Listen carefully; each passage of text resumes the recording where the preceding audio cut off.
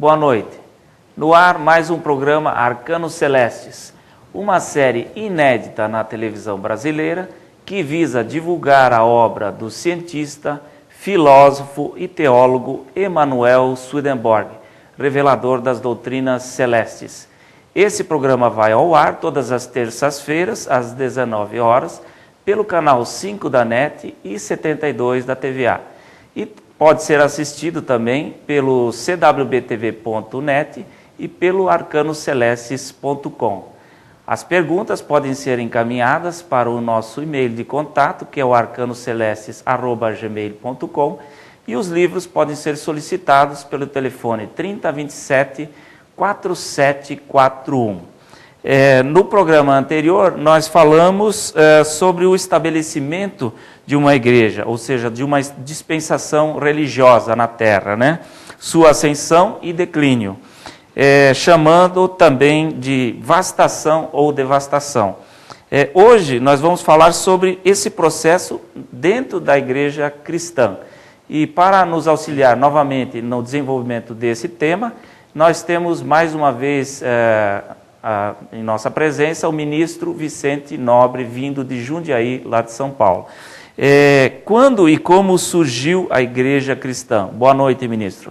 Boa noite, Eduardo. Boa noite, nossos amigos de casa. É sempre um prazer poder estar aqui novamente, ajudando na divulgação das doutrinas celestes da nova igreja aqui na cidade de Curitiba. Muito obrigado pelo convite.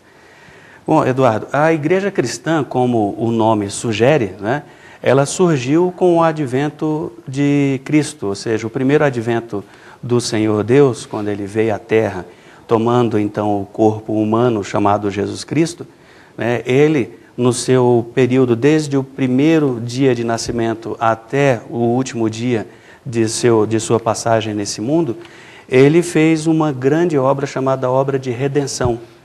Ele redimiu a humanidade dos males nos quais ela havia se afundado por meio da exacerbação ou do exagero ou vamos dizer assim, do abuso, né, do seu poder ou do seu livre-arbítrio, né? E o Senhor então veio e resgatou, redimiu toda a humanidade e também salvou aqueles que quisessem ou que escolheram nortear a sua vida de acordo com os ensinamentos que ele pregou durante os 3 anos de ministério terreno, né? Mas essa obra então dividida em 2 pontos: redenção da humanidade, mesmo daqueles que não sabiam de sua presença no mundo, ou que não sabiam que ele viria a esse mundo.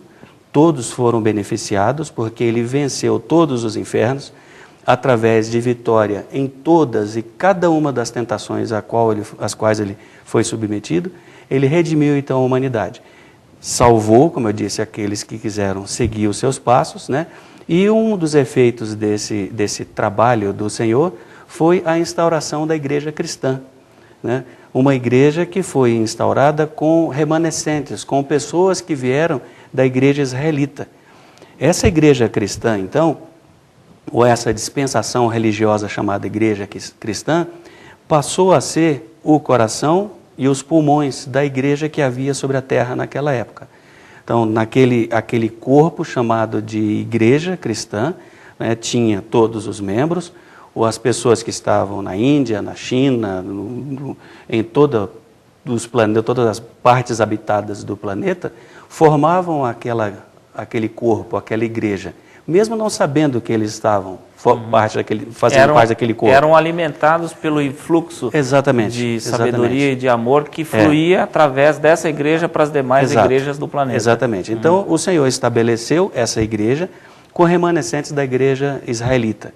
A gente pode citar alguns exemplos ali: Maria e José, que eram pessoas fiéis, que esperavam a vinda do Messias, principalmente Maria e José, que tinham todo um plano de vida e que foi completamente mudado, porque Maria achou-se grávida mesmo antes de conhecer José, né? Mudou todo o plano de vida e ela se submeteu. José, que queria fugir, mas ele, por orientação divina, aceitou ficar ao lado de sua esposa. A gente tem também Isabel e a prima de Maria e o seu esposo, os apóstolos, né? Então são pessoas que o Senhor tirou da igreja israelita, né, ou usou, que já tinha uma base de vida, já tinha uma certa caridade, já tinha uma prática diferente do restante das outras pessoas. Não tinham se corrompido ainda Exato. com aquela queda da igreja judaica. Né? Exato. Tanto sim que o Senhor fala de Maria, né, que ela era bendita, né, o anjo fala, bendita entre todas as mulheres, porque era uma das pessoas que manteve-se num padrão, né, que seria possível, a partir daquilo ali, construir uma nova igreja, né, chamada Igreja Cristã. A igreja israelita perde o seu posto de centro do influxo divino sobre toda a terra, passa para a periferia, né, é ainda beneficiada por aquele movimento divino sobre a terra, mas deixa de ser o centro.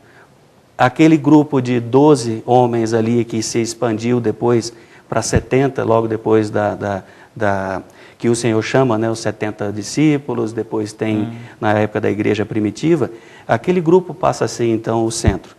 Mas a gente vê que é uma igreja, né, que durou pouquíssimo tempo, aquela dispensação religiosa. Uma igreja que começa seguindo e conhecendo o Senhor Jesus Cristo como sendo o próprio Deus. No final, quando o Senhor, após a morte, ele ressurge para os discípulos e os discípulos falam, reconhece como Deus e Senhor, não mais como um profeta, não mais como um rabi, como mestre. Isso. E Tomé, que era o discípulo que duvidou, né? Que as famosas dúvidas de Tomé, e no qual nós tratamos num programa anterior com o reverendo Andy, que falava justamente, logo depois da Páscoa, desse 8º dia após a ressurreição do Senhor. Então, quando Tomé vai lá e toca nas chagas, né? E no lado, né? E vê que realmente aquilo é o corpo que ressuscitou, não somente o espírito. E o Senhor também come mel e peixe, né? E tudo isso, então, mostra, né, que esse discípulo, que é o que mais duvidou, né, é o que tem também a definição principal, porque nenhum dos outros discípulos chegaram à conclusão que ele chegou. Meu Senhor e meu Deus. Exato. E aí desse cerne, né, puro, vamos dizer assim, como a gente falou no programa passado, né, numa aurora, o dia nascendo, a luz entrando, né, de uma caridade pura, começa então ali a igreja. Os discípulos, eles vão, né, logo em seguida, esses atos são relatados no livro dos Atos dos Apóstolos, né? É a igreja primitiva, as pessoas se reúnem, vendem o que têm, vão morar juntas, compartilham, têm os seus problemas, mas é uma igreja que dura um certo tempo. Né? E por outro lado, ela também é perseguida. Ao mesmo tempo ela é perseguida, o inimigo vem de fora, né? E ela se mantém unida, né? Em virtude disso. Né? Exatamente. E aí ela entra, a gente vai ver um pouco mais adiante, né? Ela entra logo, talvez, a gente calcula, não sei, talvez 200, 250 anos, né? Porque em 325 acontece o Concílio de Nicéia, que já é a perversão de tudo o que havia sido feito. Né? Nicéia vem como seu erro principal do concílio ali, é separar o Senhor Jesus Cristo em 3 pessoas distintas, corromper completamente a visão que se tinha perfeita de Tomé, que dura apenas, né, 325 anos, oficialmente, mas poderia ter acabado antes, pela maldade do homem. Né? E o Senhor sabia disso, como nós falamos, não foi nenhuma surpresa, o Senhor sabia desse declínio, porque isso era já uma coisa recorrente nas outras igrejas que existiram sobre a terra. E eu gostaria de ler em Mateus 24, versos 4 a 8, que diz assim, essa ciência que o Senhor tinha do declínio dessa igreja. Ele fala, acautelai-vos que ninguém vos engane, porque muitos virão em meu nome, dizendo, eu sou o Cristo, e enganarão a muitos. E ouvireis de guerras e de rumores de guerra. Olhai e não vos assusteis, porque é mister que isso tudo aconteça, mas ainda não é o fim. Porquanto se levantará nação contra nação, e reino contra reino, e haverá fomes e pestes e terremotos em vários lugares. Mas todas essas coisas são o princípio de dores.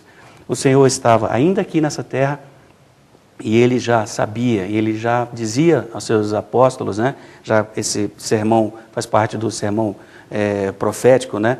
Que ele dizendo do fim dessa igreja que ele mesmo estava estabelecendo, né?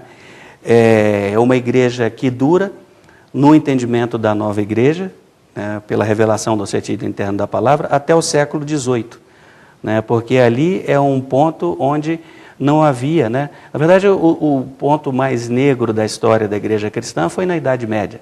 A gente fala da Inquisição, das cruzadas, de tantas coisas bárbaras que eram praticadas. Da infalibilidade papal, das indulgências, exato, né? Da questão da santificação ou da excomunhão, né? No caso a autoridade papal tinha esse poder de jogar o elemento no inferno, ou então de canonizar, como ainda hoje tem, né? Mas, e ainda assim, esses pontos são pontos, vamos dizer, doutrinais, são pontos teológicos. Sim. Agora você imagina na prática como era. A gente sabe, a história prova isso, não é? Ninguém está inventando isso. Que eles chegavam num país que era considerado pagão, mas que na verdade tinha uma vida até melhor do que o cristão daquela época, né? Uma vida diante do divino melhor. E eles entram e simplesmente cometem atrocidades em nome de uma religião que deveria ser a religião da paz. Mas a intenção por trás daquilo era apenas o domínio econômico. E a expansão para que aquela igreja cristã permanecesse cada vez mais forte e por muito mais tempo no poder. Uma igreja infalível, né, que nunca iria cair. Mas a gente sabe, os danos causados por essa perversão, as piores atrocidades cometidas na história da humanidade recente, nos últimos 2000 anos, né, ou nos últimos 1700 anos, né, mais precisamente, foram cometidas em nome dessa tal, né, dispensação religiosa chamada igreja cristã, não a igreja em si, mas das pessoas que se atribuíram, né, o poder de Deus, que se colocaram no lugar, que como fala, né, de forma vicária, colocaram-se no lugar do Senhor Deus e agiram com suas próprias mãos. As guerras, as atrocidades, a escravidão, né, a destruição de povos inteiros, foi toda proveniente dessa perversão, onde não havia mais nada da caridade, nada de bem dentro dessa igreja. Apenas fatos, apenas conhecimentos teológicos, apenas interpretação literal da palavra, né? E sempre escondendo do povo, né, aquilo que o povo deveria saber, para que não perdesse o poder. E isso culminou, na verdade, eu acho que o final da igreja cristã culminou com a proibição da própria palavra, né? Da divulgação da própria palavra, né? Ou seja, ela era só objeto de verificação e estudo dos prelados. Exato. Né? E as bulas que passaram a ser né, em substituição a toda a doutrina que está ali na palavra, as bulas papais que passaram a ser a palavra final, né? E além disso, a doutrina ou o entendimento pernicioso da palavra, da salvação pela fé só, que no entendimento da nova igreja é representado pelo dragão no Apocalipse. O dragão representa, não é uma nação, não é o povo, não é determinado povo. A gente vê as pessoas patinando em cima da letra da palavra, tentando entender o que está escrito no Apocalipse apenas pelo sentido literal, né, sem saber que existe uma história lá por dentro, que a palavra do Senhor é espírito e vida, né? Aí tentando dar nome aos bois, o nome aos dragões, na verdade. Tentando estabelecer esses fatos que são totalmente espirituais, ocorridos no mundo espiritual, com fatos do mundo natural. Exato, Segunda Guerra, Hitler, Mussolini. E né? cada vez a besta muda de nome, ou muda de local, ou aquela besta que se falava que era aquela pessoa agora morre, já é outra. Já muda para outra, porque não deu certo aquela previsão ou aquela interpretação, né? E dentro de tudo isso aí, como a gente estava falando, entra o dragão, que é a doutrina perniciosa da salvação pela fé só. Que basta que o homem creia para que seja salvo. Eliminando as obras, né? Eliminando então completamente a necessidade de o homem trabalhar. Ele não precisa, ele fica aberto, né? Aqueles que vão ser salvos, aquele que é danado à perdição vai ser perdido mesmo, e os que vão ser salvos, ele precisa apenas crer que no momento certo ele vai ser colocado no estado de felicidade eterna. Mesmo que a sua vida não esteja de acordo com a própria pessoa que ensinou, com o próprio ensinamento de Cristo, né? Essa é talvez a pior coisa que foi ensinada dentro da igreja. Sem contar na predestinação. Os escritos falam que essa parece que é em Ezequiel, que tem uma profecia sobre isso, que não existiu aberração ou dano maior para a igreja cristã do que essa doutrina da predestinação. Porque é uma doutrina que pega milhões de pessoas que são boas, mas eles não foram predestinados ao céu e joga-as no inferno, e pegam pessoas que têm uma vida completamente perdida, mas se ele foi predestinado ao céu, ele vai ser elevado ao céu. Então esse é um filho monstruoso da salvação pela fé só, diria assim, né? E eu queria que você comentasse também, Eduardo, né, passando para você a palavra, né, quando a igreja chegou nesse ponto de total falta de caridade, né, que já estava perigosa a situação do homem, queria que você colocasse, sob o ponto de vista da nova igreja, o que ocorreu então. Então, essa história de apocalíptica, né, que muitas pessoas ainda creem que a Terra, para que o apocalipse ocorra, né, a Terra vai ter que ser destruída, os céus terão que ser destruídos e darão lugar a uma nova Terra e a um novo céu. Na verdade, são alegorias, né, são correspondências, né, como nós constantemente falamos aqui nos nossos programas. Todas essas coisas que foram escritas num sentido natural para os homens são também escritas no sentido espiritual para os anjos e os espíritos, que então que estabelece uma conexão entre o plano natural e o plano espiritual. Então a nova igreja não crê numa destruição do mundo físico para que haja esse juízo final, né? Na verdade, esse juízo final se estabeleceu na própria igreja, né? Ele determina o fim final de uma dispensação religiosa, quando ela chega na noite, né, na escuridão mais intensa da sua jornada, né, e ela não serve mais, né, ela simplesmente é como uma casca que ainda mantém uma certa proeminência no mundo, por causa muitas vezes do poder financeiro e da tradição, mas que na doutrina mesmo, a fé e o amor das pessoas praticamente já não existem. Exato. E, logicamente, há sempre aquelas pessoas, como nós falamos anteriormente, que permanecem fiéis ao que o Senhor falou e permanecem fiéis à própria palavra, né? Porque a palavra é atemporal, né?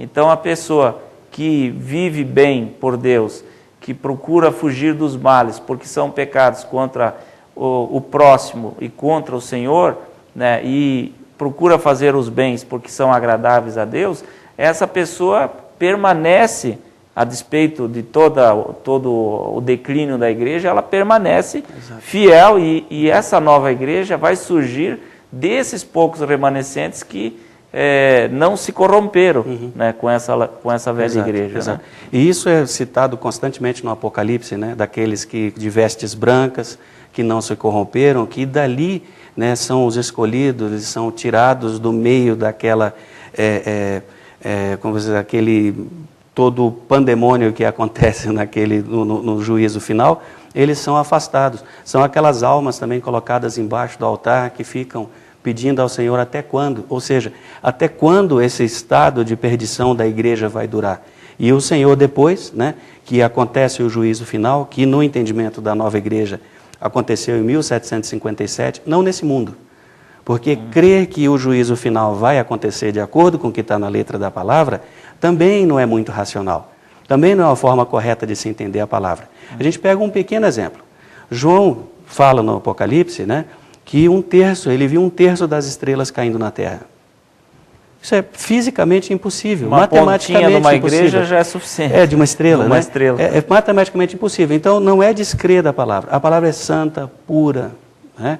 Mas é entender a palavra de uma forma mais racional, para que o homem saia da sua escuridão, de achar que vai haver um juízo final, que as coisas vão acontecer do jeito que estão ali, e entender que aquilo já aconteceu, que o juízo vai acontecer na vida de cada um, no momento que ele deixa esse mundo. Nós fazemos constantes juízos, e o juízo vai acontecer quando a gente deixar esse mundo.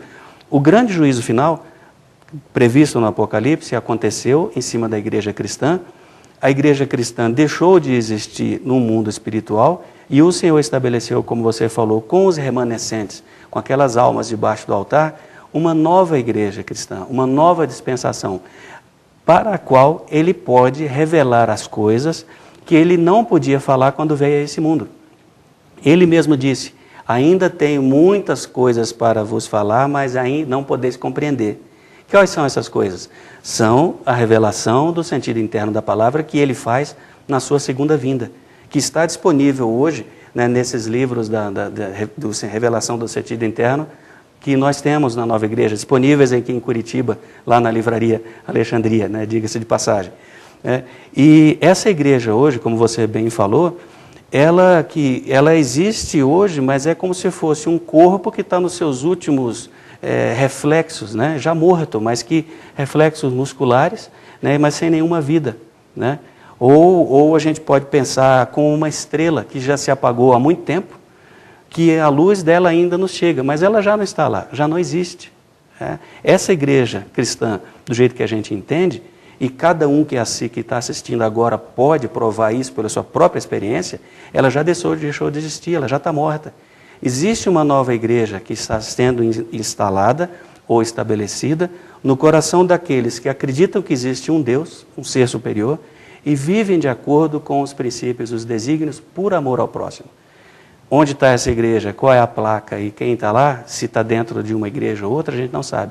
É o Senhor que olha lá de cima e vê os que são partes desse corpo novo, que é a igreja que vai perdurar por toda a eternidade. Essa sim, ela é destinada a durar, diferente das outras igrejas que existiram sobre a terra. Não é o grupo da Nova Igreja de Curitiba, a gente não está falando aqui de 4 paredes. A gente está falando de uma dispensação religiosa que nasceu já na plenitude, ou seja, nasceu contrário, que nasceu num momento escuro, que está caminhando num dia radiante, né? Contrário das outras, de todas as igrejas, num entendimento completo e profundo da letra da palavra, e que já está tendo efeitos na história, na humanidade. A gente vê que depois do juízo final, quantas coisas aconteceram. Tem a Revolução Industrial, tem o fim da escravidão, tem todos os inventos, tem a Revolução Francesa, tem os inventos, né, os avanços da medicina, todos acontecidos após o juízo final.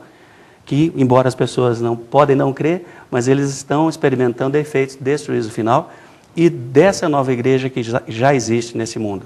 E para a qual todos estão convidados, né, através da leitura dos livros, da doutrina celeste da nova igreja, entrar com entendimento no mistério da fé, para que possa entrar no entendimento racional. Não é deixar a sua igreja, abandonar a sua igreja, não é nada disso, mas é entender a palavra de uma forma racional, para que ela ganhe vida.